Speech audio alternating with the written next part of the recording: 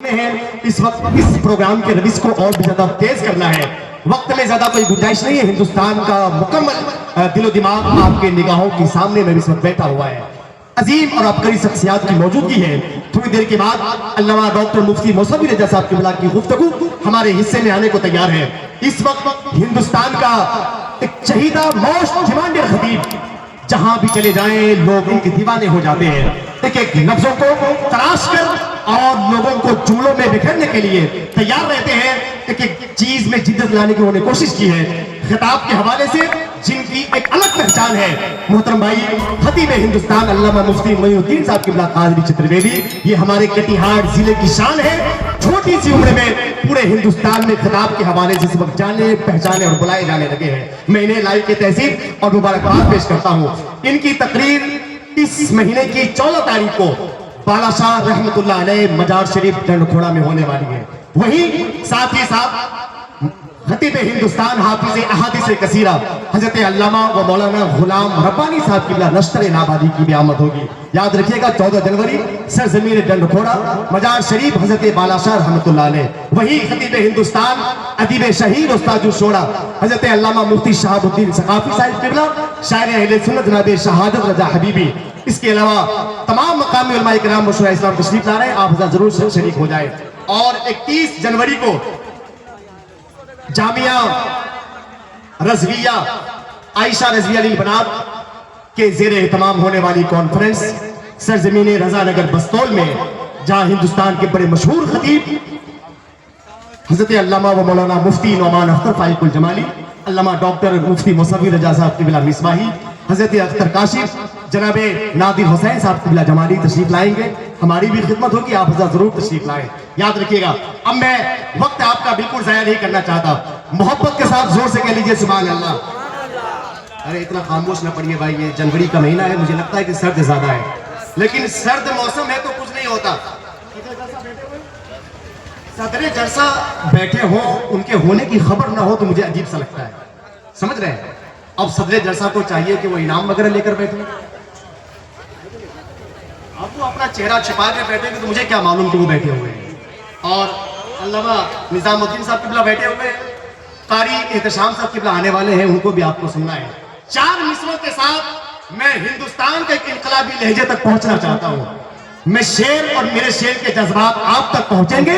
ہندوستان کا مسلمان کوئی بھی خاموش یہاں پر اگر بیٹھا ہے تو بیٹھ نہیں سکتا. میں کہنا چاہتا ہوں کہ ہنگامہ رہے گا نہ تو کوحرام رہے گا, ہنگامہ رہے گا نہ تو کوحرام رہے گا, ہر لب پہ فقط عشق کا پیغام رہے گا. ہنگامہ رہے گا نہ تو کوحرام رہے گا, ہر لب پہ فقط عشق کا پیغام رہے گا.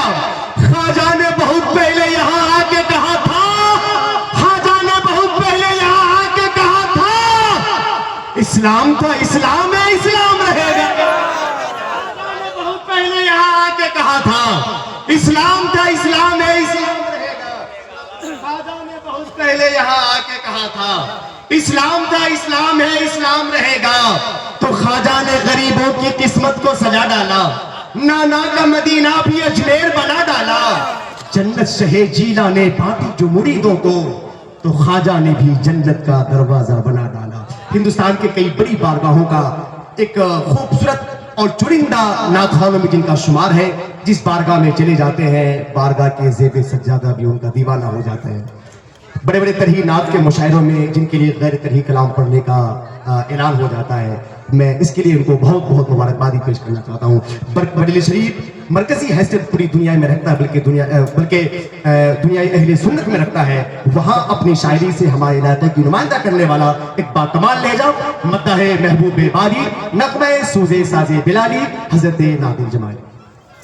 زمانے سے مسلسل درد صبح و شام ملتا ہے, درود پاک پڑھ لیجئے بہت آرام ملتا ہے.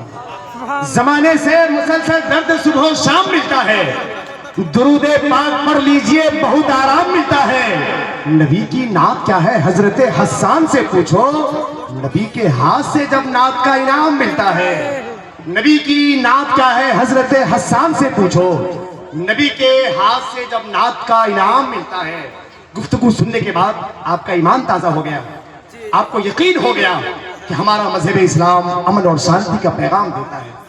قرآن میں اللہ نے کہا ہے ان الدین عند اللہ الاسلام. وقت میں کوئی گنجائش نہیں ہے, مجھے اس وقت صرف اتنا بتانا ہے کہ کلکتہ میں آج سے 20 سال پہلے فیروز راحت کلکتوی کی والدہ کے اظہار ثواب کے موقع سے ہندوستان کے چیدہ اس وقت کے بڑے بڑے شعراء کرام کی موجودگی ہے. تقریباً 6 سے زائد ہندوستان کے بڑے بڑے نخبہ اور ناظم کی موجودگی ہے. ہندوستان کے حساس مشائخ کی موجودگی میں ایک نام کا اعلان ہوتا ہے, اور آج سے 20 سال پہلے کہتے ہیں کہ گستاخ مصطفیٰ کے جو بنیلے ہیں کارٹون اوکرا ماربے کھلے عام جان رہے چاہے جائے. وہ لہجہ کوئی اور نہیں ہے, چیرے پورا ہندوستان حضرت دلبر شاہی کے نام سے جانتا ہے. مجھے معلوم ہے کلکتہ کے گلیوں میں بھی آج بھی ان کا نام بچہ اس انداز میں لیتا ہے کہ ایمانی تیور اور جذبے کے ساتھ نبی کی نعت کو دل اور خضوع کے ساتھ پڑھنے والا لہجہ اگر کوئی ہے تو میں سمجھ سکتا ہوں حضرت دلبر شاہی کی ذات ہے.